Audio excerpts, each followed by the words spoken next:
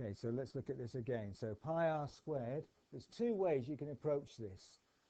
Pi button will give me the pi, but what do I do about this? The diameter is 1.23, so I want to half that. But what I always try and do is do it in one hit on the calculator. So I wouldn't do 1.23 divided by 2 as one separate calculation and then put that number into the calculator for the area. So what I might do is I might say to myself, okay, I want half of that. So thinking about it, I put a key into the calculator, 1.23 times 10 to the 3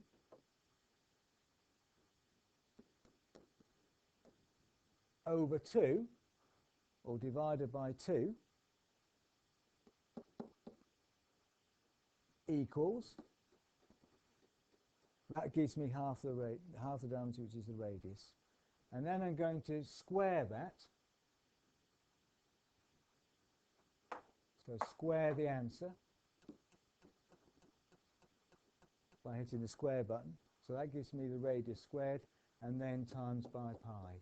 That's one way to do it. So start off with the diameter, half it to get the radius, square it, and then times that answer by pi. So that can give you the radius squared times pi.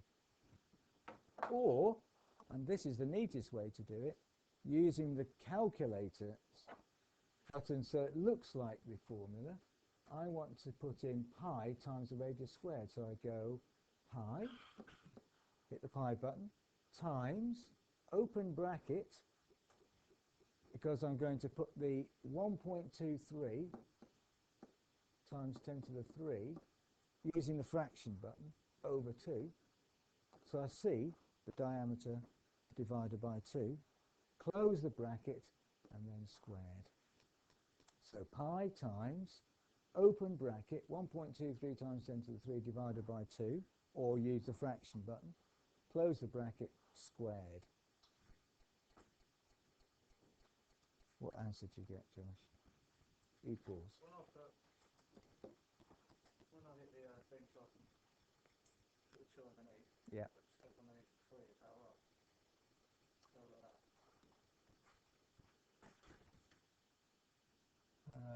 Oh yeah, no, that's not right. No, so what you need to do is when you get to this bit, hit the fraction button first, and then you put that on the top and the 2 underneath. Anybody got an answer? Yeah. 1188. Okay. 0.9881. 881. Don't know. We'll have a look at that in a sec, Josh, okay? No, no. So now we will simplify that, wouldn't we? Look at the numbers we put in. How many significant figures in the number we put in? 3. So how many in the answer? 3. So I'm going to round this to 3 significant figures. So 1, 1. What do I do about the 8? To a 9, yeah, because it's more. The next one's more than 5. 5 or more we round up. So this is going to equal 119. But I've got to hold the place, so I've got to replace all these with zeros. Ooh, that's because I need the ordinary pen now. Right, 119 0 0 0 0. Now don't worry about the decimal points. So that would be to 3 significant figures. But that's not a convenient way to write the answer.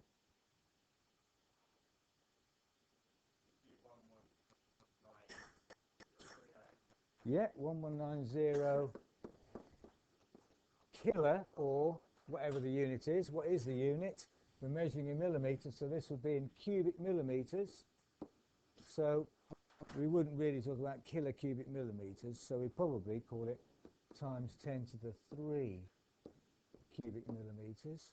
Or, what else could we do? Right. Okay, to get cubic millimetres. No, we're finding a volume, so it's a cubic. Have I Yeah, you're right. I was thinking of the last problem, so you're right. We're finding an area, so it's square, not cube.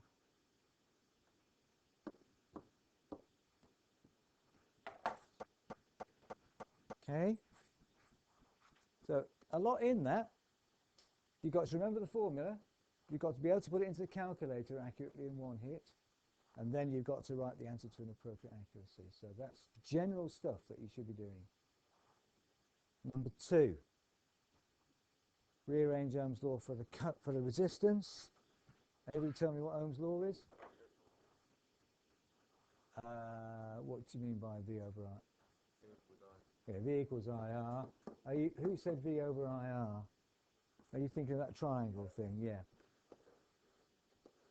That's how some people think of it, in that triangle form. So then if I want to find R, I can rearrange it easily. But without that little aid memoir, this little trick thing, if I want to find R, rearrange this formula for R, what do I do? Is that what we did last time? So what do we do to get R on its own? R is multiplied by I, so to get rid of it, divide by I. Divide both sides by I. And I get R equals V over I.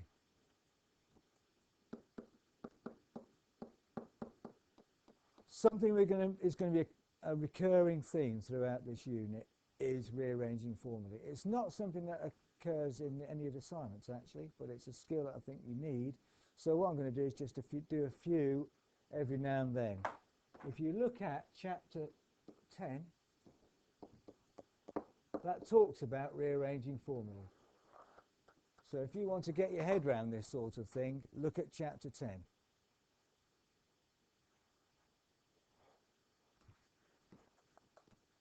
Last question. There's the formula. So this is the one I was thinking of when I was thinking about the units. We've got meters, so the volume is going to be in cubic meters at the end. All we've got to do is plug these into the formula. So with our calculators, again hit the pi button, times. Now I don't need to put the bracket in for this radius, but to write it I would. So what's the radius? Well, again it's half of that, so like we did before, I can put open bracket and then use the fraction button. So I can go 136 times 10 to the minus 3 over 2. That's the radius. Close bracket squared multiplied by the length, which is 36.4 times 10 to the 3, is it? Yeah, 36.4 times 10 to the 3. Remember, the times 10 to is that button. You don't put times 10 and then 3. And the same here, it's that button, the times 10 to button. So pi times 136 times 10 to the minus 3. Remember, this button is that minus button, or plus minus on some calculators. So you don't hit the minus button, you hit one of these two. And if we do that, we get a volume of 5 cubic meters. Appropriate accuracy. Look at the numbers you put in. 3 significant figures. So what in the answer?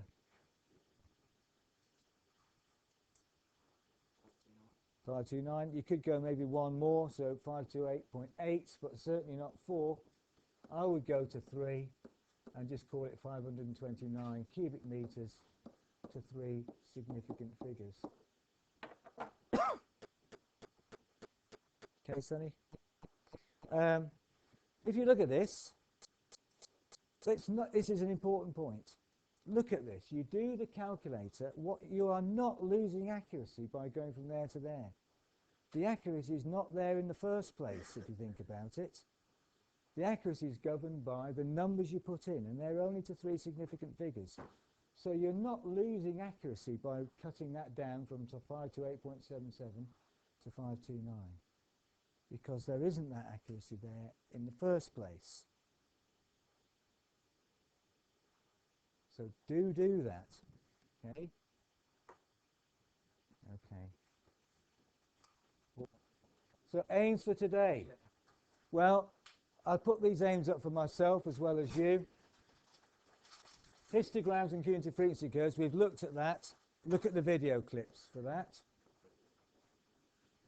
What I want to focus on today is an extension of using these calculators using formulae, but apply it to find the surface area, so SA, surface area, and volume of different shapes. This will lead us to an activity in the next assignment you're going to do. So I want to look at setting out the problem, identifying the formula that you're going to use in the problem, and then when you do the problem, thinking about the units and the accuracy. In other words, carrying on with what we've been doing already with these formulae, thinking about the units that are involved and the significant figures of the answer at the end. So the key thing is this, really, setting out the problem. When it comes to doing the assignment, that's something I want to focus on.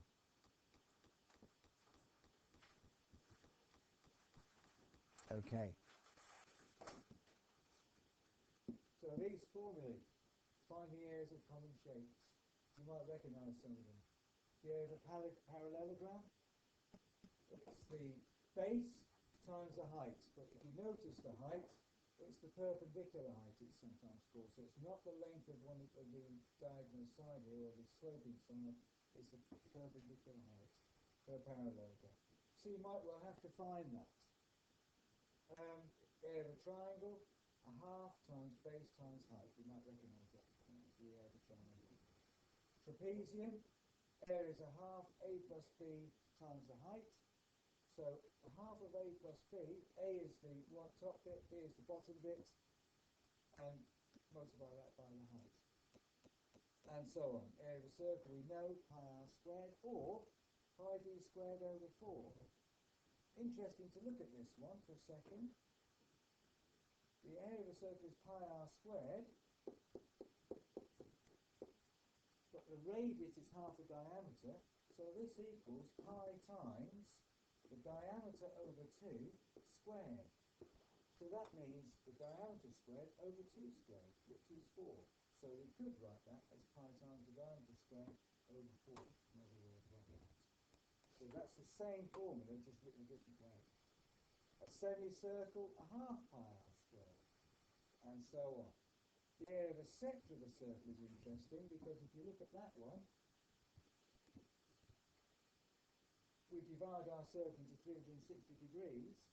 So if you think about it, if I've got an angle of a sector, it's just that fraction, theta, which is the angle of the sector, over the whole circle, times by the area. So it's that fraction of the whole area. The area is pi r squared, so finding that fraction of it.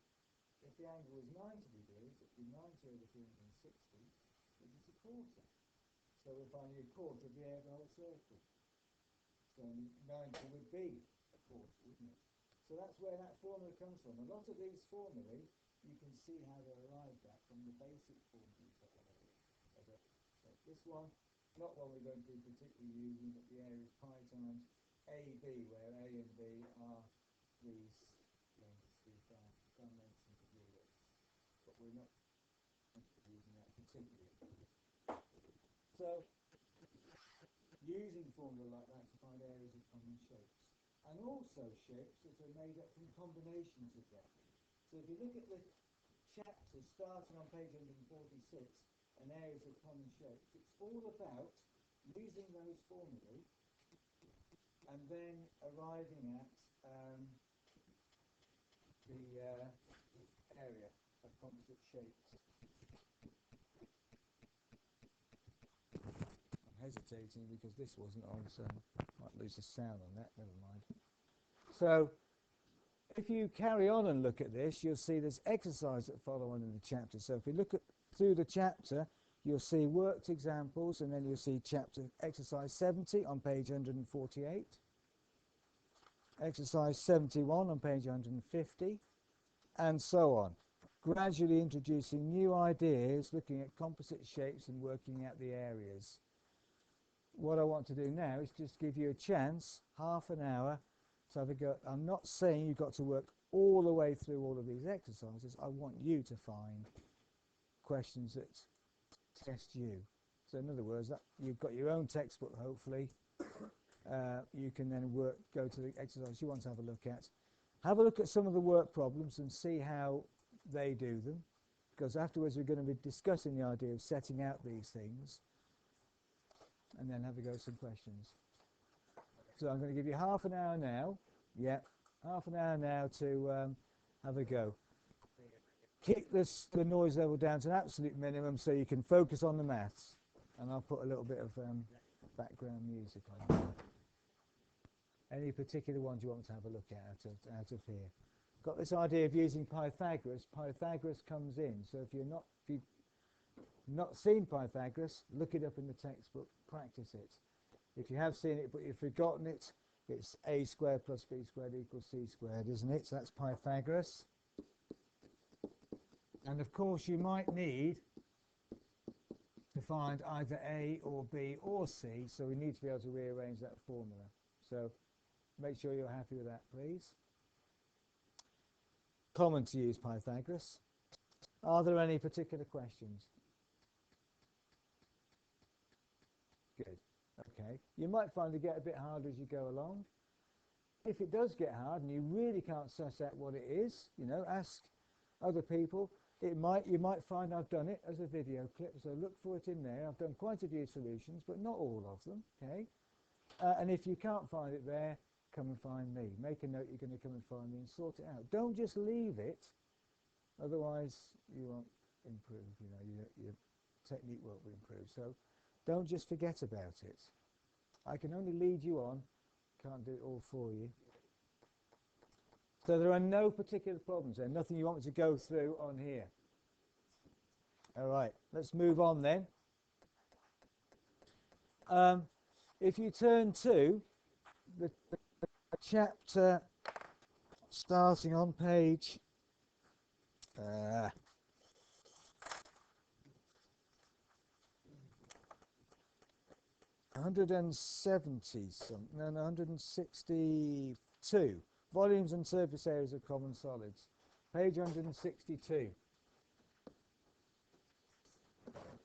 I've made a note here of some of the formula to do with finding volumes of shapes. Some of the common shapes, look, volume of a rectangular prism or cuboid. A prism is a name given to something with a constant cross-section area all the way through. So like all of these things, if I want to find the volume of this, I find the area of the end and multiply it by the length. So area of the end is length times base, height times base rather, multiply it by the length. The surface area would be the surface area of each side added together. So look at this formula, the surface area. Look at it for a minute and explain to me why that formula looks the way it does. Any ideas? If I wanted to work out the surface area of that shape, BH is the area of the end. How many have I got? Because it's the front and the back. Plus, I've now got to add the two sides. So what's the length of this side? It's front face here. Sorry? H times L. Again, I've got two of them. Plus, what else have I got? Top and bottom, what would that be? 2 times LB or BL. No, we're talking top and bottom underneath, so that would be B by L, yeah? So we get to here. Now the algebra comes in, okay? The algebra comes into this. Look at those three terms. We've been talking about this. 2BH plus 2HL plus 2BL. What is common to all three terms? 2. So I can take that outside the bracket and say that the area equals 2 times BH plus HL plus BL. And that is that formula there. So what somebody has done is used algebra to simplify an expression for the surface area of all the sides. I've got two of the front and the back, top and bottom, two of those sides are the two sides. So there's the formula. Could I have taken a B, an H or an L outside that bracket? No, because B might be in that one and that one, look, but it's not in the middle one, exactly right. So I can only take out what's common to all three from the bracket.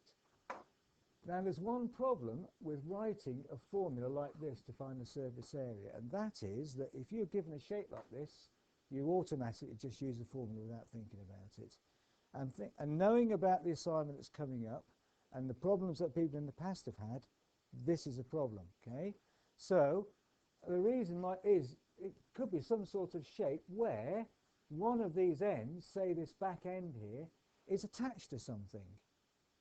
And I want to find the surface area of just this part of it. Then I would not include one of those ends. I wouldn't include that end in my calculation for the surface area. So this formula wouldn't be the correct one to use. I'd have to really think about what it is I'm doing and go back to basics. I've got two of the top and bottom, two sides, but only one end, for example. Okay? Look at the next one. Cylinder. We're familiar with that for the volume, pi r squared times the height, or the length. Look at the surface area. Look at that formula. How is it arrived at?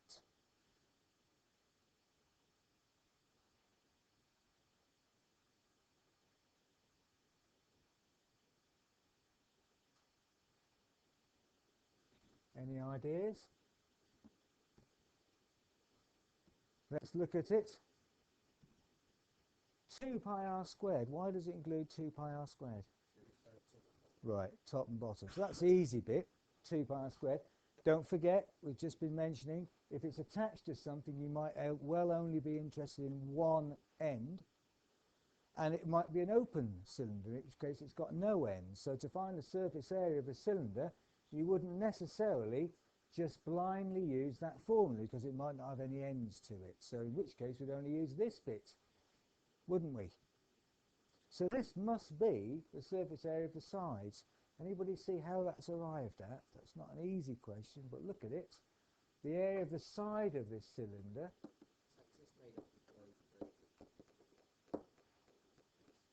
No, not quite. It's 2 pi r h. Anybody recognise any part of that? 2 pi r, we saw it in the drill. It's the formula for the circumference of a circle. No, we didn't. I was thinking about the previous group. Sorry, take that back. The formula for a circumference of a circle is 2 pi r. That's the distance all the way around the side of this cylinder. So if you imagine you open that cylinder out, I've actually got a rectangle where that's the height and this length is the circumference of the circle. Do you see that? I've opened it out. So 2 pi r times the h is the area of that rectangle, which is the area of the side. So that's how that's arrived at. Yeah, it's the same as pi times the diameter, yeah. So that's how this formula is arrived at for the surface area, the general surface area of a cylinder. But it's a surface area of a cylinder that's got two ends that are closed. So if it's not a cylinder with two closed ends, you need to adapt that formula. Last one, surface area of a pyramid, a third times the area of the base times the height. So again, if it's not got a base or the base is attached to something, I only need the, that's the volume, the surface area. Again, this time, look, it's actually said it in words. It's the sum of the areas of the triangles forming the sides. So I've got 1, 2, 3, 4 sides plus the area of the base. So that's how you find the surface area. Carrying on over, two more, look, the volume of a cone and the surface area of a cone and the volume and surface area of a cylinder. So these are common formulae. I wouldn't expect you to remember those formulae.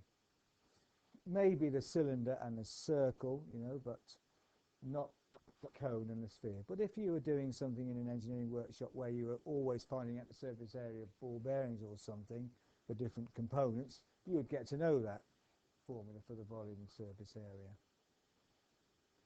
The following work problems and exercises in the textbook in that chapter are practicing using these formulae in a similar way that you did for the surface area. Okay? So, I want to just give you 5 or 10 minutes now. We've got a quarter of an hour there. 5 minutes at the end just to go over things. So 10 minutes, please. Again, have a look at the work problems in this chapter on volumes, and then try the exercise, exercise 78. Right, 10 minutes.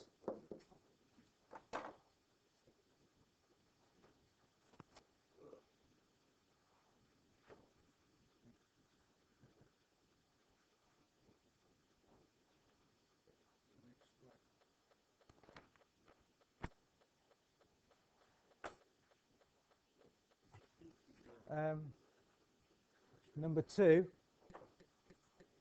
it talks about, number 1 talks about mass of an object. Anybody remember the formula that relates density, mass and volume? We looked at it, I think, the first week. That was in our little drill.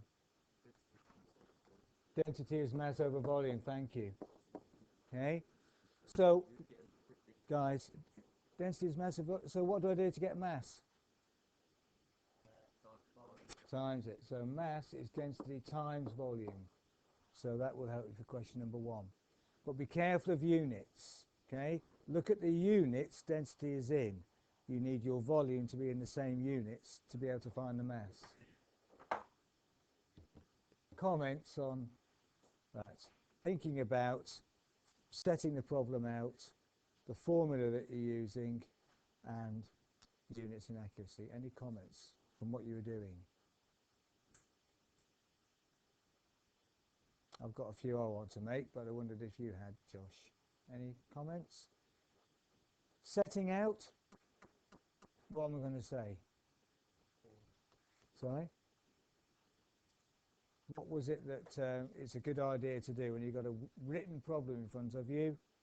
Draw it. Yeah. So when setting out,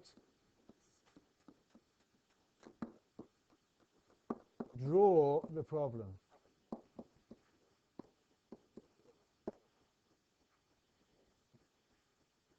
From the point of view of the assignment, and I'm going to mention this again next time, when you set out a problem, it needs to be, you need to bear in mind, and we're just discussing it down here, that it needs to be set out so that someone else can follow what you've done. My aim is that you set out the problem so that you imagine it's something that you've done for work, then they're going to need to look at your report, read your report. It's going to go on a shelf a year from now. There may be some issue around that calculation because it turns out that you calculated this volume, they bought a load of paint or something on the strength of your calculation for the surface area of all these things they're going to paint.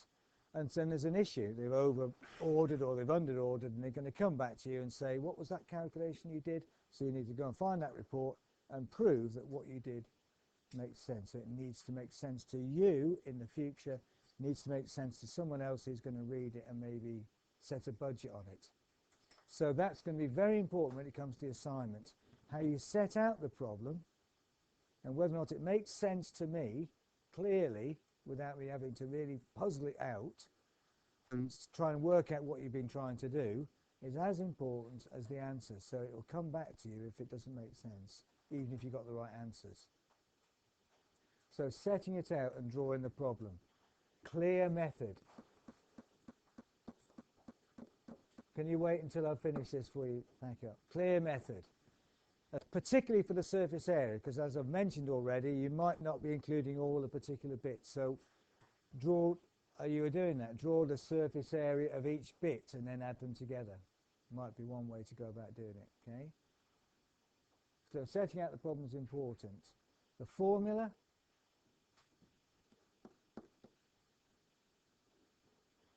Okay, identify the right formula. Choose the correct formula. And then what might you have to do that you had to do every now and then? What might you have to do? Yeah, you might have to rearrange it. You're having to do that sort of thing. So that's why I want to look at rearranging formulae, because you might need to. Not all those questions that you're looking at, was the formula the right formula? You had to rearrange the area one, for example, to find the width. Units. What's the issue around units? Right, same units if we're calculating areas, okay, or volumes. That particular one you just looked at for the density of a material, if I've got a density in kilograms per cubic meter, my volume must be in cubic meters and my mass must be in kilograms, and so on, okay? So same units or consistent units.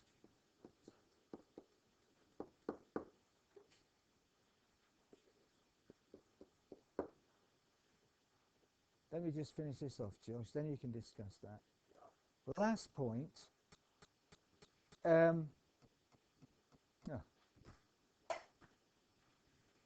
so accuracy. What is this thing I keep banging on about accuracy? What do we do?